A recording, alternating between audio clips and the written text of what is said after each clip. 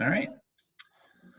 Well, thanks for taking some time as we kind of pause for a moment and think about the good Lutheran question of what does this mean? In the midst of the world changing quickly and basically what we learned about how to be the church, some of that getting thrown out the window, at least for a while, as we figure out how do we be the church where we're not actually touching each other or with each other.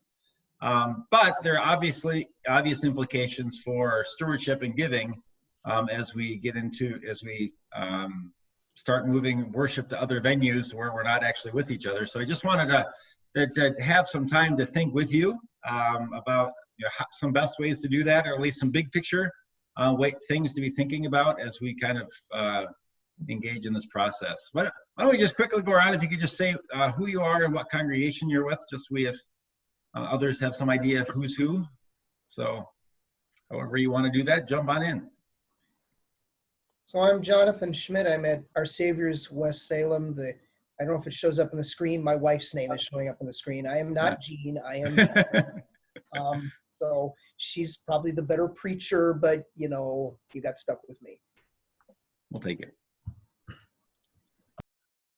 And I'm Michael Douglas from down in Prairie du Chien at St. Peter Lutheran. Okay. I'm Margot Peterson. I'm at Woodland Lutheran Church in Nakusa, Wisconsin. Yep. And I'm Harold Bringsjord at Good Shepherd Lutheran Church in South La Crosse. Am I supposed to click on something? Or is that's how it works? Okay, perfect. You're doing great. You're doing great. And Jackie, where are you from? And if your camera doesn't work, you can just put it in the chat and we'll announce you. Or if your microphone doesn't work, you can just put it in the chat and we'll announce you. You're with Michael. All right. So what I want to do is kind of, like I said, look at some big picture pieces and be thinking about, in your context, how is this going to work? And then just answer any questions and just kind of wrestle together with how do we do this. I uploaded into Basecamp this morning a kind of a one-page document that's kind of the highlights of some of what we're going to talk about here. But I did that as a tool so that if you want to take that back to your leadership and use that kind of to help with some talking points, and that's the way to do that.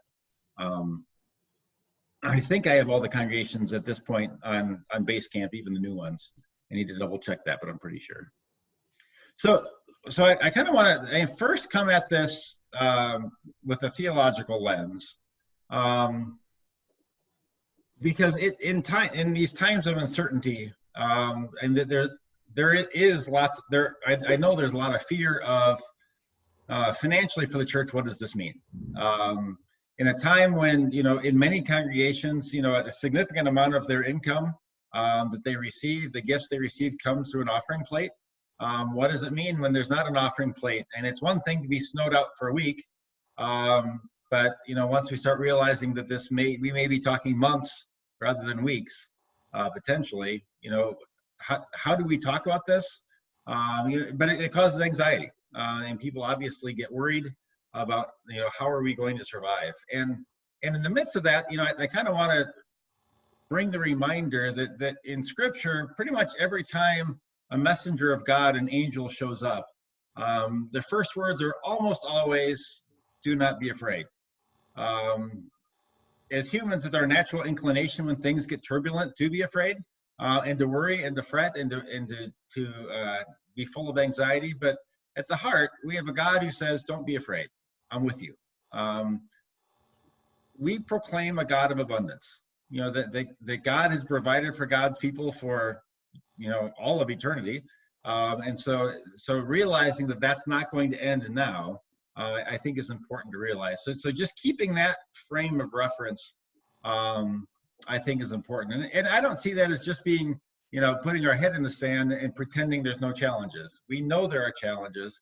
There are some ways we can that we can address those, but keeping in mind at the heart that this is God at work, that God's at work in the midst of our ministries, even though they're not going to look exactly as they're going to look in the future.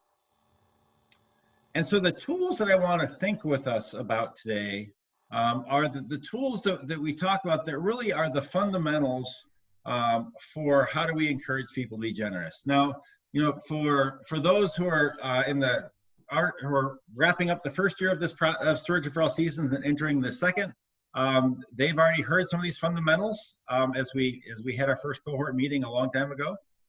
For those who are new to the process, actually our next cohort meeting will be the one where we talk about some of these fundamentals, but we can bring it out now. And so one of the fundamentals that we really get down to is helping to think about the question of why. Why would somebody give to your congregation? And the tendency we have is to say, we need to keep the organization going. We need to keep the lights on. We need to pay the staff. And those things are all true, but it's not really the reason why somebody gives. So one of the fundamentals of development work is to know that people, they give to causes, not institutions. And what we mean by that is people give because of your ministry. They give because of what you are doing, the impact that you are making in the world and in people's lives. And so I think now more than ever, it's important to be telling stories of how you are doing that. Knowing that over these next few weeks, there's going to be a lot of figuring it out. How do we be the church when we can't be in the same building together?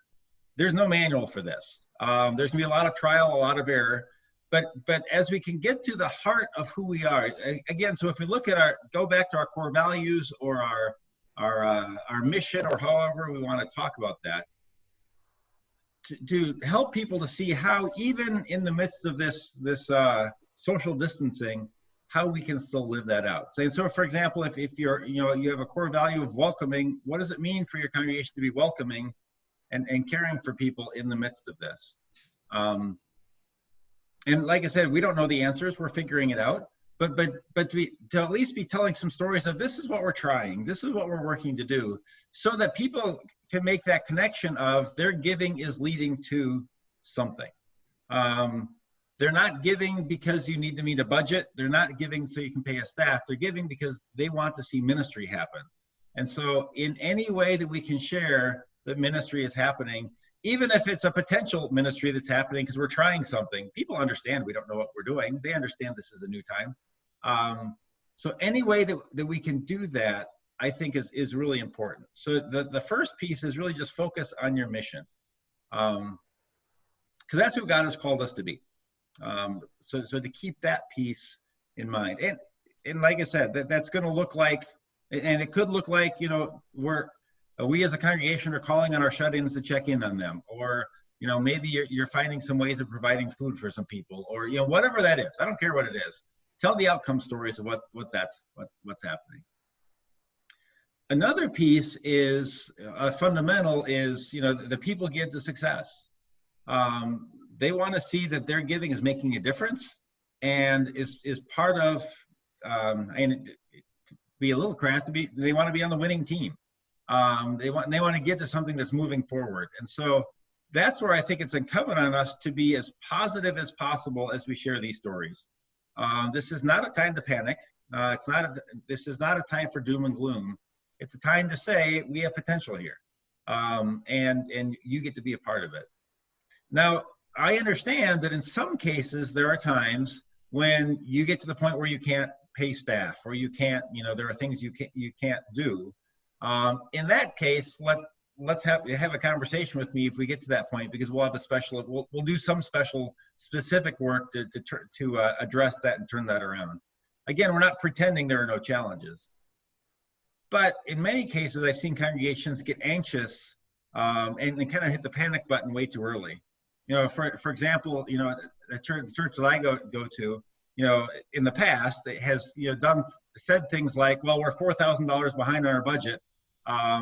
We only have $16,000 in the bank. In 4 years, we'll have to close. To which I say, no, People will be generous. I've seen some churches be $5,000 or $10,000 behind on their budget and, have $150,000 in the bank and say, and get all bent out of shape that, we can't afford to do things. We understand that you can't run that kind of deficit year over year. I get that. But if you're there at one point, especially at a time of uncertainty like this, that's okay. I mean, this is the time. So if you have a rainy day fund, it's raining. So it's okay to tap into that. But what I'm trying to say is, don't get anxious too early. Don't portray that sense of we're running out too early. Give it time. Give time for people to hear the positive story and get excited, because research has shown many times over that people give when the message is positive and exciting. That's what motivates people. You might get a one-time gift as a bailout, but you're not going to get two. People want to see something positive. So that's just another piece of it, that in the midst of this world of scarcity and the anxiety that comes with it, to be positive. A third is to find creative ways for people to give. Like I said, we're not passing a plate anymore. So what does that mean? And so one thing, so anytime, so if you have online worship, so who is having some sort of online worship experience, or at least experimenting with it or trying it, or yeah. Well, So- radio. Yeah. Okay. Well, that's actually a great way to get it out there. Any way that we can do this, so to be telling our story, and remaining positive. So as we do that, let me get back to that remaining, the mission piece. What we want to hear in the mission piece are stories. Stories of people who are doing things, or people who've experienced things, and so it's a good story to say, we as a church have found ways of taking food to those who aren't able to get out anymore. And that's a good story. A better story is to hear from the person who received that food, and they can talk about what a difference this made in their life. Thank you. So this is where the stories make a difference. But as you're encouraging people to give, and you're wrapping that around the story, there's a number of ways tactically that we can encourage people to give. Now, in most cases, I assume people can still mail checks. We're going to talk a little bit about online giving opportunities. I understand, I have a father-in-law who, it doesn't matter what it looks like, he will not give online. That's just who he is. It will never happen. So no matter how hard you encourage it, and I suspect in every church, there's a certain number of people in that category. So if that's the case, helping people to think about, letting them know they can mail in a check. But along with that, the question then comes for your congregation: what protocol do you have, or might you have, for receiving that check? The congregation I'm a part of, I'm on the church council of, we had a long conversation last night about how do we do this, because we've officially closed our office. And so how do we get the checks in? How do we get them counted? How do we get them to the bank? How do we get them recorded? And we figured it out, but it took some thinking of how do we have these things happen without people in the room, too many people in the room together. So I think in our process, the only time people are together is when they're counting, and there's two, because we want two counters. Is that something that people on your end have thought of, considered, or are your offices open and it's not an issue? Our office is still open, so Okay. it's not an issue, and yeah, so that's where we're at right now anyway. Okay. Our office is still open, but we have a counting team of 3 or 4 persons, and we're going to do it a little differently because we don't want to bring that many people together in a small room. Okay. So we'll find it. We'll have more than one person involved. It'll be more than one person, but we need to restructure that just a little. Okay. Yeah, our two people were talking about how do you, if you have 2 people in the room, how do you social distance? How do you keep 6 feet apart while counting? That'd be interesting. How about others? Our office is remaining open at St. Peter, and I'm not sure how we're counting. We usually have 2 older women do the job.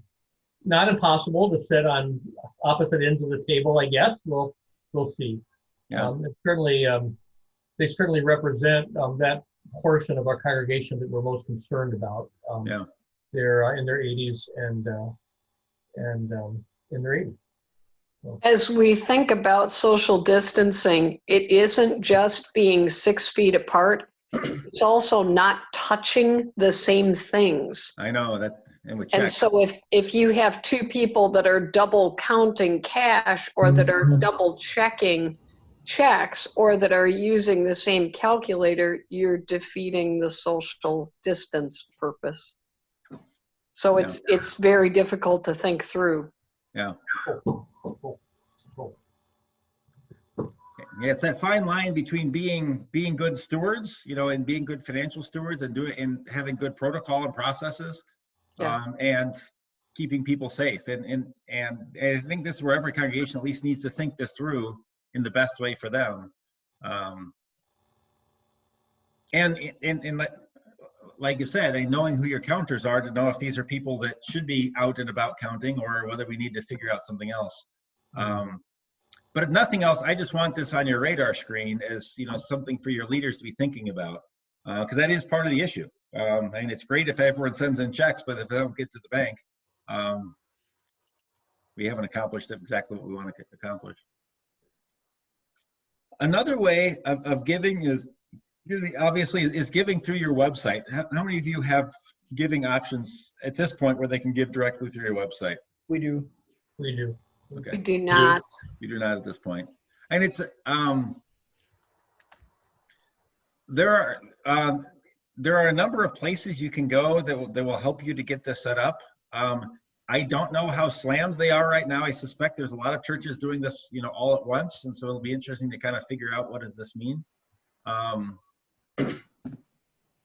Mario, is this a direction you would see?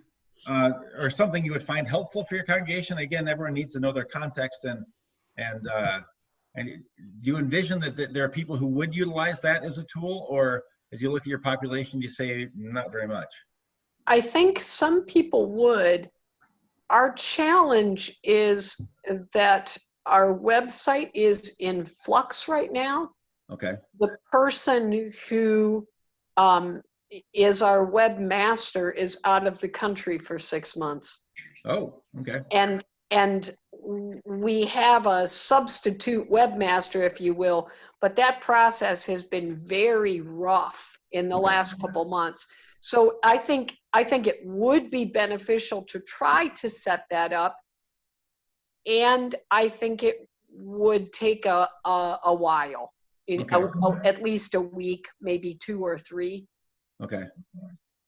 and who knows? It's likely we're going to be doing this for this long. So exactly. There may be also some ways where people can you can be sending out direct links. So at the bottom of the document that I put up in Basecamp, there are multiple options for kind of platforms for people to use. Vanco is one that many people, there are some congregations already have a relationship with, from back when Thriven had Simply Giving, that was administered through Vanco, and so they've kind of kept on with that. I guess for those of you who do have online giving opportunities, who do you do it through? Use Vanco. You use Vanco? Use Vanco. We use Vanco, but I can't remember. We are also group where you can just hit and it's through like a credit card of some sort. I can't remember it. Our office manager has done that. Okay. I haven't used it. Another platform that's out there is called Tithely. Tithe.ly. They have some relation. They have a relationship with the ELCA that there's some discounts that come for ELCA congregations. I've heard good things from congregations that use them. One kind of down and dirty, really easy, at least if you have someone who has any web savvy, or the ability to put an embedded link on your website, is simply to create a PayPal has nonprofit way you can do things where basically they just give you the link and you put it on your site, and then everything gets handled on the back end.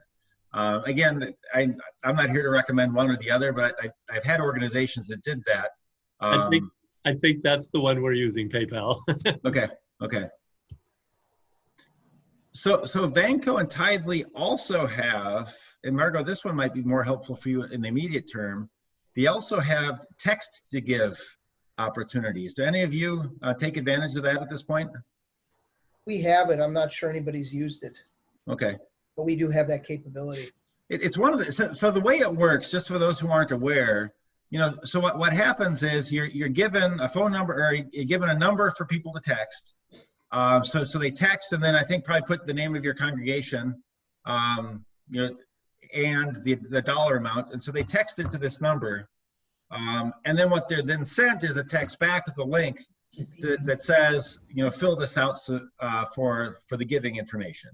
I know some people think, well, if you text to give, does that money, does Verizon automatically collect that money and get it to where it goes? No, your cell service provider has nothing to do with it.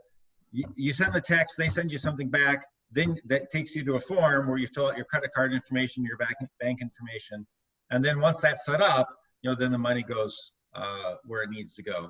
The advantage of that is you simply, it's a much easier announcement to make, to say, if you're in your worship service, your virtual worship service, or announcement or anything, email, where you just, you can just put a simple instructions, text this phrase. Actually, let me just pull up real quick, because the congregation I'm a part of here in Rochester just sent this out today. All right. So it says to give via text, in our case, our church is People of Hope. So you simply text People of Hope dollar amount to this number. So if you just write in People of Hope 10, then that's a $10 gift to the church. Again, that works through Tithely, Vanco, and they both have that as an opportunity. You likely would have to officially get it set up. But it's an option that doesn't have to have something immediately on your website, but you can get, you can have that set up a little bit quicker. This is, I know a number of churches that have set this up a long time ago with the idea that this is an easier way for people to give.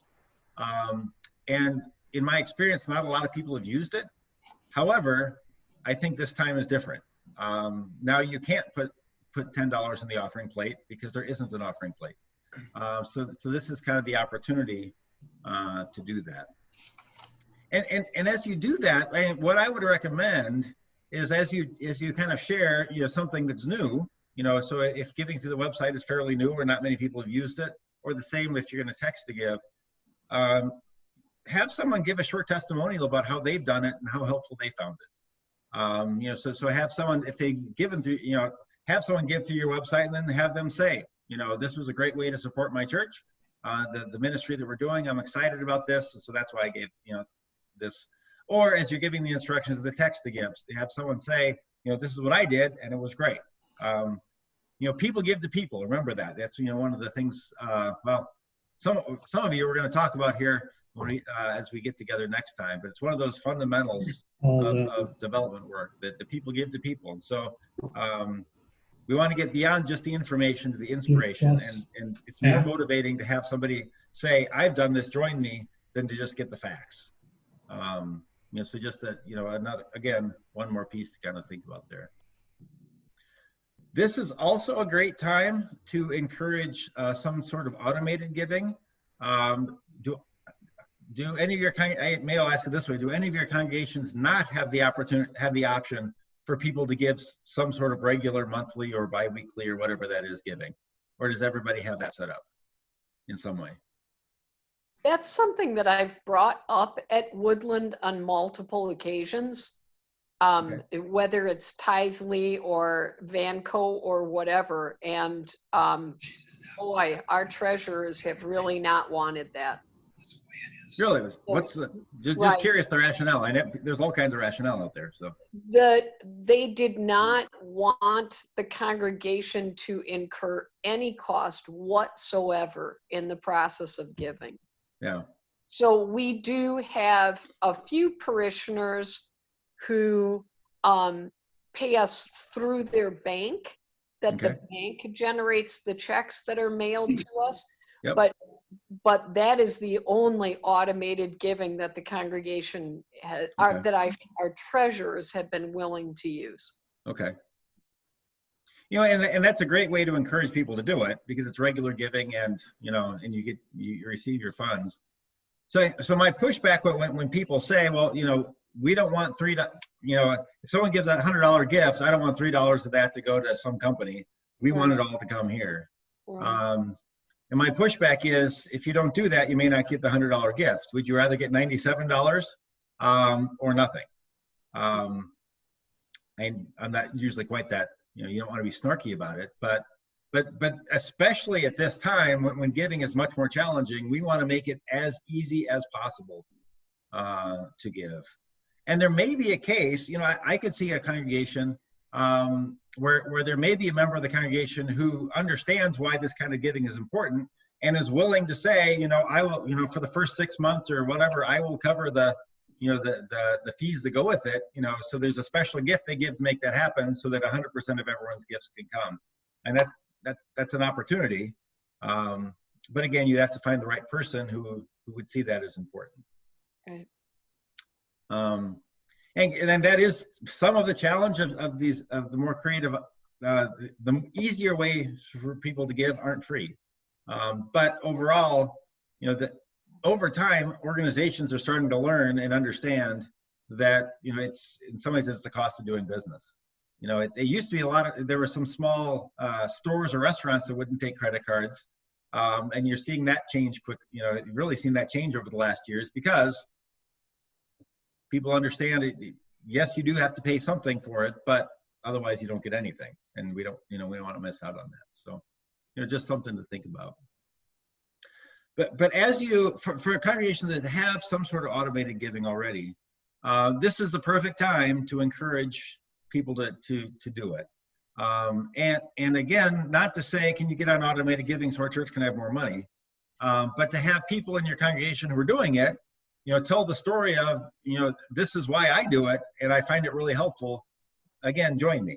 You know, is a much better, and because they can say how much easier it is. They don't have to think about it. They don't have to go online. And there's a lot of ways, you know, where we want to make sure that people understand why this is good for the donor, not just good for the congregation.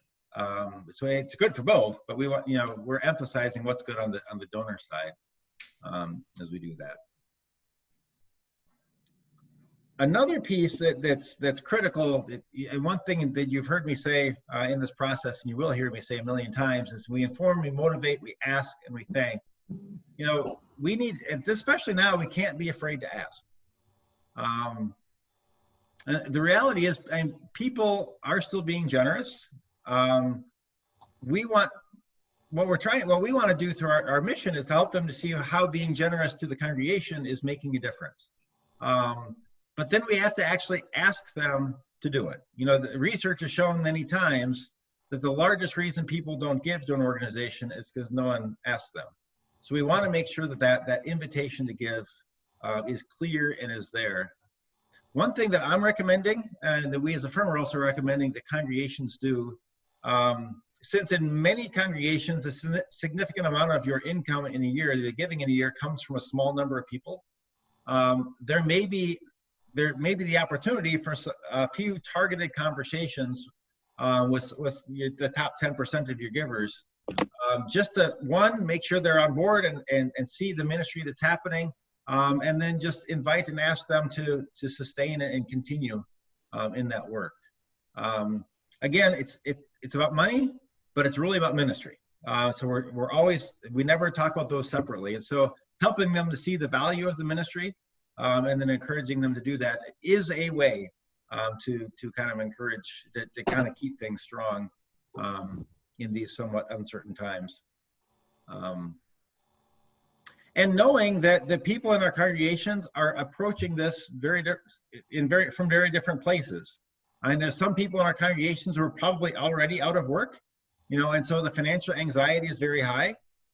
There's other people in our congregations whose jobs are fairly secure, and they're not traveling right now. They're not out spending money like they normally might. They're cooped up at home. They're working from home. And so while some have much less capacity for generosity, some may actually have more capacity for generosity. And so being sensitive to those who are in tough positions, but also not being afraid to ask. Framing it around the ministry of what we're accomplishing and then asking, I think, is still a critical piece. Again, not in a shaming way or any of those pieces, but just as an invitation to what we're trying to accomplish together.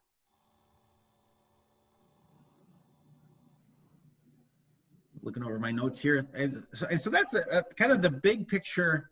You know, I think what we're trying to accomplish, there's some tactical pieces of how do we invite people to give, but I think the messaging that we portray in this is really important.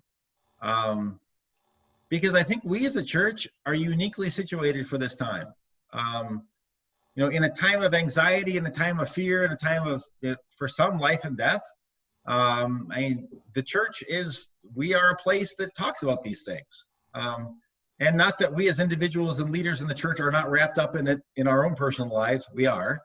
But how do we as an organization portray that calm and that hope and that trust that God brings? So I want to, again, for the conversation, I want to look back to, well, maybe just any questions. I want to look back to kind of thinking about, you know, what congregations are doing. But so any questions about kind of those big picture pieces? Or wonderings or concerns? The one question that I have is, I am unsure of how to get, how to continue our stewardship development and campaign, working with your company and even with each other through this process. I'm concerned about how to even have our next meeting for the stewardship process. Not everybody that's on my team has computers to be able to come in onto a Zoom meeting. And so I'm just really unsure of how to proceed with a stewardship campaign. I've got some ideas for how to proceed with receiving gifts from congregation members, but I don't know how to do that. Yeah. And so it is likely, probably more than likely, it's highly probable that our next cohort meeting will be done via Zoom, will be on this platform. Right. The one thing that is possible, though, is people don't have to have a computer to do it. There is a phone number they wouldn't be able to see, but people can call in, and it treats it, for them it would be like a conference call, right. Which, you know, isn't as nice, but it still keeps it accessible for folks. You know, so have to drive. And I know one of the challenges the congregations will have is that then, you know, it's great to meet with everybody like that, but then how does our team meet? Right. And you know, and again, you know, in my congregation we're using Zoom with our council and other leadership. How are others doing that? How are or I'm not even saying how have you figured it out, because probably not everyone has, but what methods are you using to be able to get people together in conversation? We haven't figured it out yet. Okay. We're having a council meeting tonight, and we're gathering everybody together, and that'll be pretty much our last gathering. And from then on, we'll discuss that. How are we going to communicate? We're looking at email addresses so we can connect possibly through this Zoom also. But I tried it with a few people, and they were technically challenged with it, and they were frustrated with it. So I don't know. And that's where the calling in is, like I said, better than nothing. Yeah. I don't think we really haven't come to the foot of that bridge yet. We're doing other things and just not sure what we'll do with that component. Our council met last week, so that's out of the way. I've got about 3 weeks to figure out what happens with the next council meeting. So we don't know yet. Okay. Which is kind of the theme of these days, isn't it? It sure is. We don't know yet. And you know, the other part of that theme, and I, you know, somewhat tongue in cheek, but it's also relates to a lot of this stuff, is even thinking about 3 weeks from now just seems like a year or two. the way I things know. have changed in the last week. I mean, to think, what am I going to do in 3 weeks? Oh, man, that's just seems so far away right now that I haven't moved. Yeah. It'll be interesting to see. I mean, does this fall into a routine? Maybe it does. You know, and it's a new normal for a while when we figure it out. But right now, I don't feel like we're there.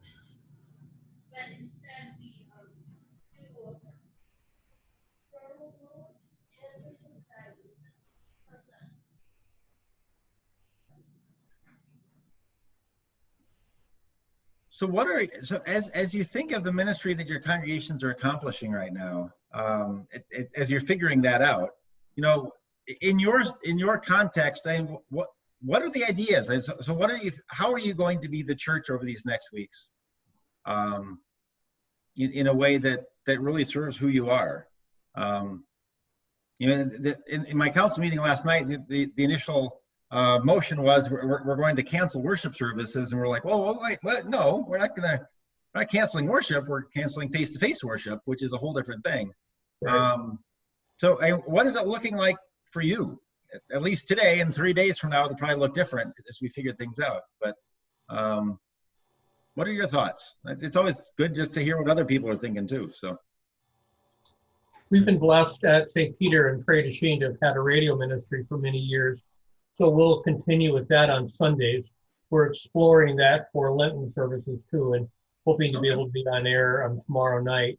For the last 10 years, we've had a once a month come for supper public dinner. That's coming up on Thursday, and our women will be cooking on Thursday, and we will have carryouts only. So we have a team that will be organizing, taking food to automobiles as people drive through our carport. We're talking about the possibility of ratcheting up our once a month meal site to a once a week meal site. okay. And we'll see if that ends up going there or not. It's just so much a wait and see, and I so much agree with the comment a few minutes ago that the 3 weeks from now. So we're just really, I think, trying to be inventive and agile as we move forward. Yeah. There are a number of things that we're looking at, but I guess the two that stand out, one is we always post a video of the worship service. We're going to do that. We're going to modify that. We're going to have the choir, kind of our last group meeting, a very socially distant choir will gather tomorrow evening, and we're going to video record, hold an evening prayer. And then we're going to slot each week, we'll slot a message in the middle of it. And so each week there'll be a different message, but the same hold an evening prayer will be sung, so that at least there'll be some familiarity and some worship around it. The other thing is over the past, 5-6 years, we've run a summer lunch program for kids during the summer. And we've approached the school. One of our members who's a teacher is the kind of the head of that. And she's been working with the school administration. The school will provide meals. We're not allowed to do that. If the school is part of it, we can't because of licensing and all that kind of stuff. But we're going to be supportive of them in terms of getting supplies and helping distribute meals to children in the community once school lets out. Our school lets out after today. So starting tomorrow, we'll be helping them with that. Okay. Good Shepherd, one of the things today, my language has been, I feel like I'm a deer looking at headlights. And I kind of just almost feel overwhelmed in it. So we don't have an online, in terms of services that we've been doing online. I just haven't been pushing it. And now I'm thinking maybe we need to do something there. Yeah. So the first thought was I met together with pastor at our Savior's Lutheran Church that has had an online ministry, and together with some from English Lutheran as well. And we kind of gathered together and talked about maybe doing a service together, which would also be a promotion of our synod and saying we are in this together. And so we can work together on that. That's one option. So this will all be kind of presented at the council meeting tonight, some options. Our office manager, he pulled out his phone and some cameras we have laying around and thought, well, let's see if we can make this work if we had to. Yeah. So we got that kind of up and running on a Facebook, on the online Facebook or something Facebook along those Live? lines. Yeah. Facebook Live, that's the word. Yeah.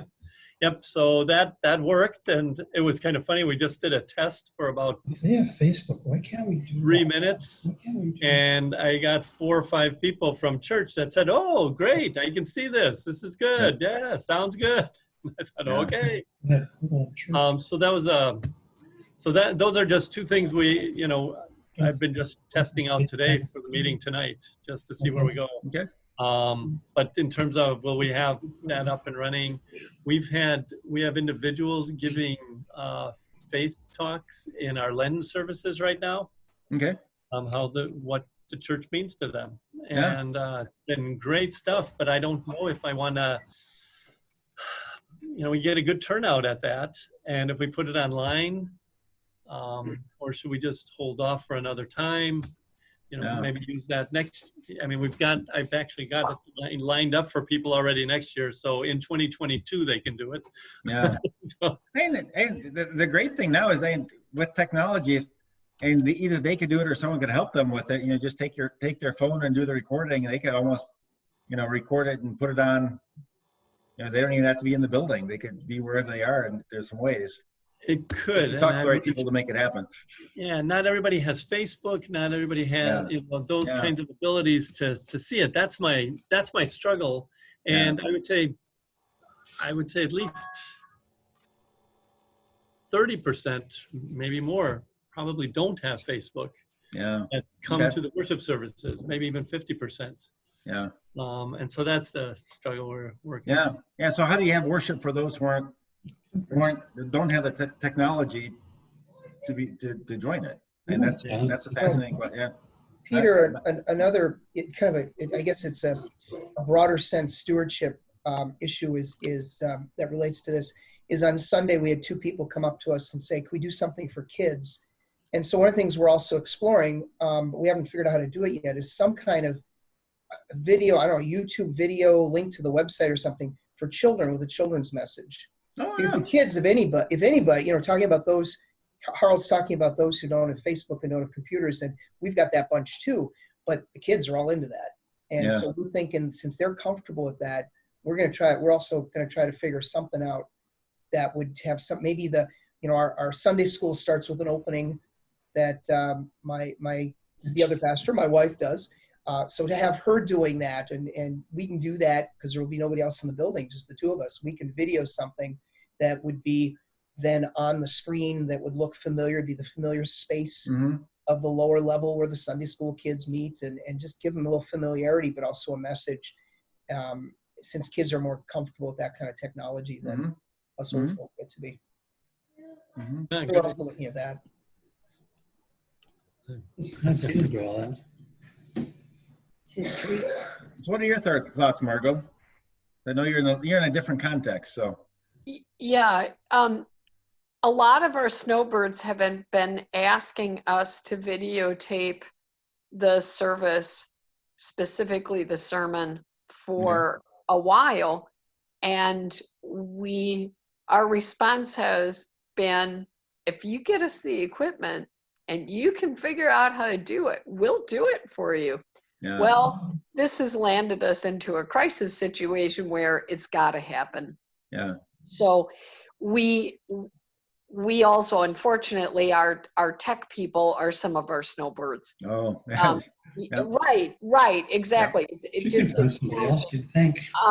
But we do have a congregational Facebook page, and we plan on today or tomorrow launching a test of Facebook, both prayer, sermon, music time, and children's time. Okay. So we will be doing that. Our concern then is with both people who don't use Facebook, Mhm. and we're not sure how we can record these things and then put them on our website. And so that's a huge hurdle we're trying to discern. Okay. Then with those folks that we have that don't have computers, and we have a Mhm. fair number, Yeah. our thought was to create a phone team where folks would get phone calls from 7 different people in our congregation, Oh, nice. one every day, so that people hear from us, we can hear from them, we can at least pray together and check Yeah. in with each other. And then part of what my intention was to take the directory and to call at least 8 people a day and just say, so how are you faring, and how are the kids doing, and have you killed anybody yet? You know, are you losing your mind? Exactly. Yeah. So to not only do the broadcast, but also Yeah. at least phone contact. That was our thought. Yeah, that also reminds me something that I've been talking about within the congregation here too, of doing the phone calls as well. I really like that. Yeah. And one of the aspects is we have 2 in particular office staff, and they're a little concerned how, what happens, we're kind of, this is our job. Yeah. We're like, well, we haven't closed the office. Right. And so we can move if we're not doing all the bulletins and all of that, those kinds of things, meeting, and we could maybe just, all of us can take phone calls, call Yeah. people and just say, we're just checking in, no agenda, and just want to know how you're doing. And that's legit ministry. So it's huge. And again, who else is doing it? This is where I think we in the church have a unique place where we can connect to people in ways that others can't, so and then as we're telling our story, as we're encouraging people to be generous, to hear from some of those people who say, that was great that my church called me, that was really important, to ask if we can use some of those quotes and just to share that. And one, it's good for generosity, which is important, but I think it's also important for people to see that the church is being the church. Because they're used to seeing church in a very specific way on certain days, and they're not seeing that right now. So how this is your way of saying we're still being who God called us to be. We just have to do it in some new ways. And I'm convinced that we're going to come out of this, however many weeks later, with some new ways of being the church, that some of these practices are probably going to stay with us, because we're going to say that was really neat. Let's keep doing that. And that's kind of what crisis does to us sometimes. So any other thoughts or wonderings? Like I said, and this isn't, the goal of this wasn't to figure everything out today. But I did want to at least, get some big picture pieces out there, so as you're doing your messaging, as you're sharing your stories, we can do that in as helpful a way as possible. To keep people, motivated, to keep them excited, and keep them supporting, the ministry you're doing. And Margot, to get back to your question, and this is a conversation we'll have to have, and I'd like to have further conversation with this about how do we move this forward? What does it mean, especially for your congregation, for whom your appeal is much earlier, which would mean that early summer we're going to need to be up and rolling. Let's think about what that means in your case. Margo, I think I'm scheduled to meet with your congregation on Sunday. Is that? Yeah, you are. And unless we do that as a Zoom meeting, that isn't going to be able to happen, because as of Bishop Aaron's letter of this morning, our congregation is shut down. Yeah. So if your people are able to meet via Zoom, that's great. I have had a number of congregations postponing that. In your case, since everything's earlier, it may be, if they're able to keep on that task, it probably would be a good time to at least think together about what does this mean. Everyone could be on their own Zoom link at home. Are you work. able to set up that meeting? Yeah. Oh, If I haven't done it yet, I'll make sure I get you a Zoom link. Yep, I'll set it up like this, and then all your people can be there. I'll make sure. I will make that note right now. Thank you, Peter. I really appreciate that. And then as I disseminate information to the council today, I'll let them know our 11 Okay. o'clock meeting is still on, Okay. and we'll Okay. just do it via Zoom. Yep. No, that'll work great. Cool. work great. Thank you. I have to make sure that the pastor at my congregation doesn't preach too long. I'm preaching here, so we have a 9 o'clock service, so I got to get done in time to get back. There you Preachers, go. they get going. So, well, great. Any other thoughts or questions? And we haven't figured it all out today. I get that. And if you have other wonderings, definitely be in touch. But just thought I'd bring you together and at least start thinking about some of this together. So, Yeah, it was Thank you. good to have the conversation. Thank you. Yep, thank all you. right. Peter. Well, great. Well, have a great afternoon. Go outside and enjoy the sunshine before the snow comes. So, Thank you. all Bye-bye. right. Take care. Thank you very Bye. much. Yeah, bye.